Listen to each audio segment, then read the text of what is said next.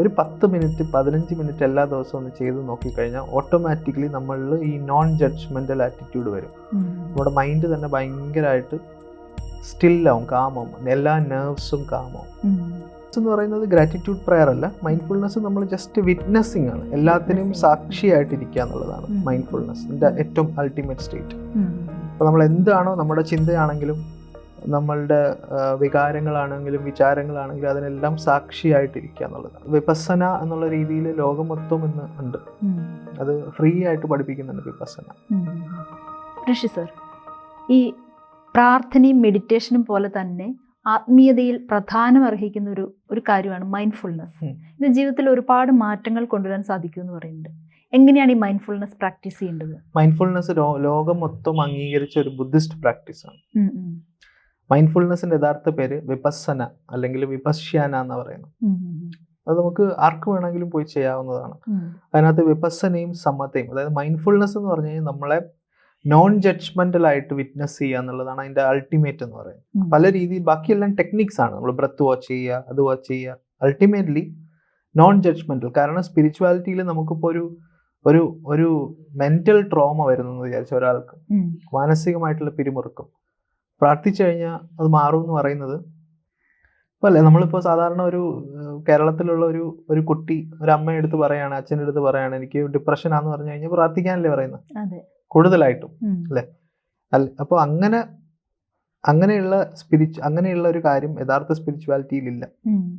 അപ്പോൾ ഒരു mind related ആയിട്ടുള്ള ഒരു പ്രോബ്ലം വരുമ്പോൾ അതിനെ മൈൻഡ്ഫുൾനെസ് കൊണ്ട് പൂർണ്ണമായിട്ടും മാറ്റാൻ പറ്റും. പൂർണ്ണമായിട്ട് എല്ലാ കാര്യങ്ങളും അല്ല, ഒട്ടുമിക്ക എല്ലാ കാര്യങ്ങളും. അതുകൊണ്ടാണ് ഇപ്പൊ പല ഹോസ്പിറ്റൽസിലും ഈവൻ ഫോറിൻ കൺട്രീസിലും എല്ലാം മൈൻഡ്ഫുൾനെസ് വളരെ വളരെ ഇമ്പോർട്ടൻ്റ് ആണ്.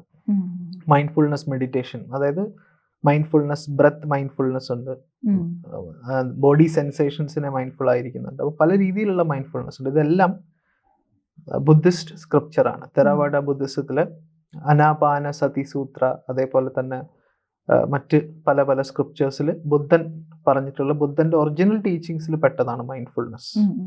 അതെ. അപ്പൊ അത് വിപස්සന എന്നുള്ള രീതിയിൽ ലോകം മൊത്തം ഇന്ന് ഉണ്ട്. അത് ഫ്രീ ആയിട്ട് പഠിപ്പിക്കുന്നുണ്ട് വിപස්සന. അപ്പോൾ ഈ മൈൻഡ്ഫുൾനെസ് പ്രാക്ടീസ് എങ്ങനെയാണ്, അത് ഏത് രീതിയിലാണ് പ്രാക്ടീസ് ചെയ്യേണ്ടത്? ചെറിയ രീതിയിലുള്ള ഒരു മൈൻഡ്ഫുൾനെസ് പ്രാക്ടീസ് എന്ന് പറയുന്നത് തുടക്കം. മൈൻഡ്ഫുൾനെസ് വളരെ ഡീപ്പ് ആയിട്ടുള്ള സബ്ജക്റ്റ് ആണ്. ചെറിയ രീതിയിൽ നമുക്ക് മൈൻഡ്ഫുൾനെസ് പ്രാക്ടീസ് ചെയ്യാൻ പറ്റും. നമ്മൾ ശ്വാസത്തിനെ നിരീക്ഷിക്കുക എന്നുള്ളതാണ്. നമ്മളിപ്പോൾ സംസാരിക്കുമ്പോഴും ശ്വസിക്കുന്നുണ്ട്, പക്ഷെ നമ്മളതിനെ ശ്രദ്ധിക്കുന്നില്ലല്ലോ. നമ്മൾ സംസാരിക്കുന്ന കാര്യമാണ് ശ്രദ്ധിക്കുന്നത്. അപ്പോൾ നമ്മൾ ശ്രദ്ധിക്കാതിരിക്കുന്ന ശ്വാസത്തിന്, അതായത് സാധാരണ സംഭവിക്കുന്ന നമ്മൾ ശ്വസിക്കണ്ട, നമ്മൾ സാധാരണ സംഭവിക്കുന്ന ശ്വാസത്തിന് ജസ്റ്റ് ഒന്ന് ശ്രദ്ധിക്കുക മാത്രം ചെയ്യുക. ചില ആൾക്കാർ പറയും 3 മണിക്കൂർ ചെയ്യും, 4 മണി, അത്രയൊന്നും ചെയ്യാൻ പാടില്ല. അധികമായി കഴിഞ്ഞാൽ അമൃതും വിഷമാണ്. ഒരു 10 മിനിറ്റ് 15 മിനിറ്റ് എല്ലാ ദിവസവും ഒന്ന് ചെയ്ത് നോക്കിക്കഴിഞ്ഞാൽ ഓട്ടോമാറ്റിക്കലി നമ്മളിൽ ഈ നോൺ ജഡ്ജ്മെന്റൽ ആറ്റിറ്റ്യൂഡ് വരും. നമ്മുടെ മൈൻഡ് തന്നെ ഭയങ്കരമായിട്ട് സ്റ്റില്ലാവും, കാമാവും, എല്ലാ നെർവ്സും കാമാവും.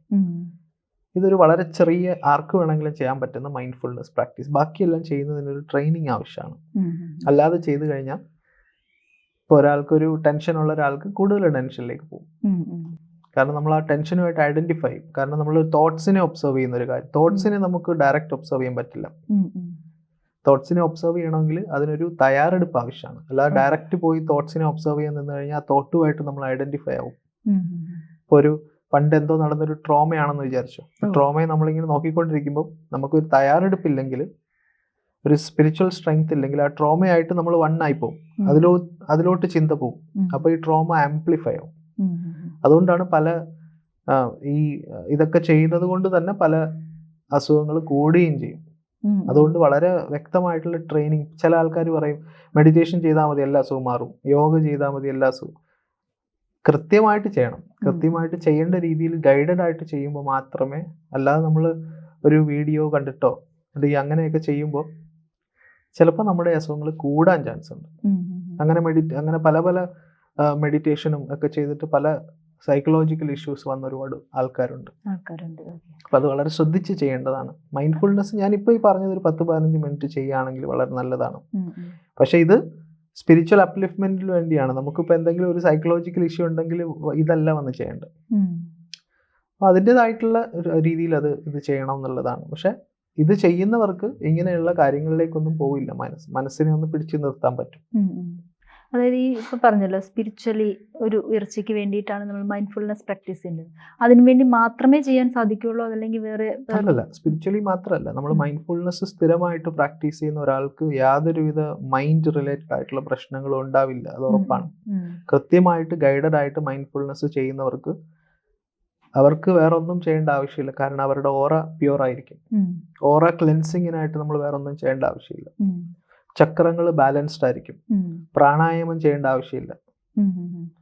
ഓട്ടോമാറ്റിക്കലി പ്രാണായാമം സംഭവിക്കും അവിടെ.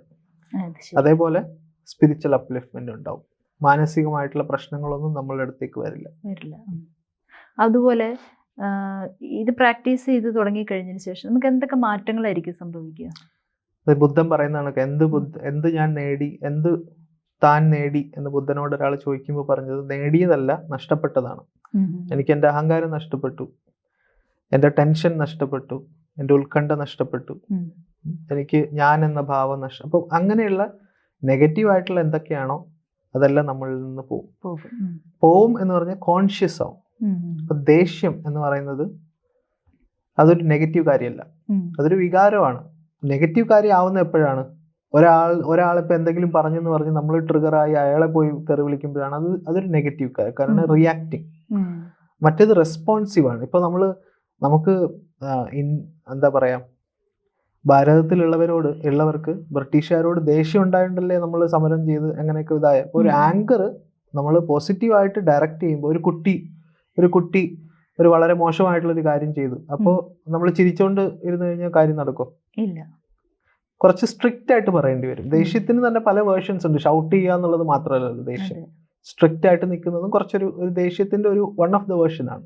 അപ്പൊ ആ രീതിയിൽ നമ്മൾ റീഡയറക്റ്റ് ചെയ്യാൻ പറ്റും. കോൺഷ്യസ് ആവും. എല്ലാ വികാരങ്ങളും കോൺഷ്യസ്, നമ്മളുടെ കൺട്രോളിലാവും. ഇതൊരു ഗ്രാറ്റിറ്റ്യൂഡ് പ്രെയർ ആണോ? എന്താണ് അതായത് ഈ മൈൻഡ്ഫുൾനെസ് എന്ന് പറയുന്നത് നമ്മളൊരു മൈൻഡ്ഫുൾനെസ് എന്ന് പറയുന്നത് ഗ്രാറ്റിറ്റ്യൂഡ് പ്രെയർ അല്ല. മൈൻഡ്ഫുൾനെസ് നമ്മൾ ജസ്റ്റ് വിറ്റ്നസിങ് ആണ്. എല്ലാത്തിനും സാക്ഷിയായിട്ടിരിക്കുക എന്നുള്ളതാണ് മൈൻഡ്ഫുൾനെസ്സിന്റെ ഏറ്റവും അൾട്ടിമേറ്റ് സ്റ്റേറ്റ്. അപ്പൊ നമ്മൾ എന്താണോ, നമ്മുടെ ചിന്തയാണെങ്കിലും നമ്മളുടെ വികാരങ്ങളാണെങ്കിലും വിചാരങ്ങളാണെങ്കിലും അതിനെല്ലാം സാക്ഷിയായിട്ടിരിക്കുക എന്നുള്ളതാണ്. അതാണ് മൈൻഡ്ഫുൾനെസ്സിന്റെ ഏറ്റവും അൾട്ടിമേറ്റ് ആയിട്ടുള്ള സ്റ്റേറ്റ്. അതായത് അങ്ങനെ ഇരിക്കുമ്പോൾ തന്നെ ഓട്ടോമാറ്റിക്കലി നമ്മളുടെ ഈ ഗ്രാറ്റിറ്റ്യൂഡും സ്നേഹവും എല്ലാം ഫ്ലവർ ചെയ്യും. അതായത് നമ്മൾ ആ ഒരു ചിന്തകളെ മാക്സിമം കൺട്രോൾ അല്ല. കാരണം മെഡിറ്റേഷൻ എന്ന് പറയുമ്പോൾ നമ്മൾ എല്ലാവരുടെയും ഒരു ധാരണ എന്ന് പറയുമ്പോൾ ചിന്ത ഒന്നും വരരുത്, നെഗറ്റീവ് കൺട്രോൾ ചെയ്യുക എന്നുള്ളതാണ് കൂടുതൽ ആൾക്കാരുടെയും. മൈൻഡ്ഫുൾനെസ് അല്ലെങ്കിൽ ബുദ്ധിസ്റ്റ് മെഡിറ്റേഷൻസ് എന്ന് പറയുന്നത് എന്ത് വന്നാലും അതിനെ നോക്കിയിരിക്കാൻ പറ്റുന്നുണ്ടോ എന്നുള്ളതാണ്. You are different from that. അപ്പൊ നമുക്ക് നമ്മുടെ കൈ കാണാൻ പറ്റുന്നുണ്ട്. ഇപ്പോൾ ഇത് എൻ്റെ കൈ എന്ന് പറയുമ്പോൾ ഞാൻ ഈ കൈയാണോ? അല്ലല്ലോ, അല്ലേ? എൻ്റെ കണ്ണെന്ന് പറയുമ്പോൾ ഞാൻ കണ്ണല്ല. എൻ്റെ ചിന്ത എന്ന് പറയുമ്പോൾ I am different from the thought. അപ്പോൾ നമുക്ക് ആ ചിന്തയെ മാറി നിന്ന് നോക്കാൻ പറ്റും, അല്ലെങ്കിൽ നമ്മളുടെ വികാരങ്ങളെ, നമ്മളുടെ ഓരോ കാര്യത്തിനെ മാറി നിന്ന് നോക്കാൻ, നോൺ ജഡ്ജ്മെന്റൽ ആയിട്ട് നോക്കാൻ പറ്റുന്നതാണ് മൈൻഡ്ഫുൾനെസ്സിൽ നമുക്ക് ഉണ്ടാവുന്ന ഒരു കാര്യം. ഓക്കെ. അപ്പോൾ അത് നമുക്ക് ഓൾ ഓഫ് എ സഡൻ, അതായത് പെട്ടെന്ന് ഒരു ദിവസം കൊണ്ട് പ്രാക്ടീസ് ചെയ്യാൻ പറ്റുന്ന കാര്യമല്ല. നമുക്ക് തുടക്കത്തിന്റെ ഒരു പ്രാക്ടീസ് ആണ് ഞാൻ ഈ പറഞ്ഞ ബ്രെത്ത് വാച്ചിങ്, അനാപാന സതി എന്നൊക്കെ പറയാം. പക്ഷെ പല ആൾക്കാരും ഒരുപാട് മണിക്കൂർ ചെയ്യാനൊക്കെ പറയും. പക്ഷെ അതൊരു തയ്യാറെടുപ്പ്, അതൊരു പ്രോസസ്സാണ്, ഒരു വലിയൊരു പ്രോസസ്സാണ്. അത് നമ്മൾ യൂട്യൂബിലൊന്നും കണ്ടിട്ട് പോയി 1 മണിക്കൂർ 3 മണിക്കൂറൊക്കെ ചെയ്തു കഴിഞ്ഞാൽ പല പ്രശ്നങ്ങളും ഉണ്ടാവും. എല്ലാവർക്കും ഉണ്ടാവണമെന്നില്ല, ചില ആൾക്കാർക്ക് ഉണ്ടാവും. ജ്യോതിഷമോ വാസ്തുവോ പൂജയോ നിങ്ങൾക്ക് ആവശ്യമുണ്ടോ? താഴെ കാണുന്ന നമ്പറിൽ വാട്സപ്പ് ചെയ്യൂ. നിങ്ങൾ ചെയ്യേണ്ടത് ഇത്രമാത്രം: താഴെ കാണുന്ന നമ്പർ നിങ്ങളുടെ മൊബൈലിൽ സേവ് ചെയ്യൂ. അതിനുശേഷം ഞങ്ങളുടെ നമ്പറിലേക്ക് വാട്സപ്പിലേക്ക് ഹായ് അയക്കൂ. ജ്യോതിഷ സംബന്ധമായ എല്ലാ ആവശ്യങ്ങൾക്കും ABC മലയാളം നിങ്ങളോടൊപ്പമുണ്ട്. സമ്പൂർണ്ണ ജാതകം, സാധാരണ ജാതകമല്ല, സമ്പൂർണ്ണ ജാതകം. 75 പേജുകൾ അടങ്ങുന്ന സമ്പൂർണ്ണ ജാതകം 250 രൂപയ്ക്ക് ഇനി നിങ്ങളുടെ കൈകളിലേക്ക്. അതിനായി നിങ്ങൾ ചെയ്യേണ്ടത് ഇത്രമാത്രം: താഴെ കാണുന്ന നമ്പറിൽ ബന്ധപ്പെടുക. ജ്യോതിഷവുമായി ബന്ധപ്പെട്ട എല്ലാ വിശേഷങ്ങളും നിങ്ങളിലേക്കെത്താൻ ABC ജ്യോതിഷം സബ്സ്ക്രൈബ് ചെയ്യുക.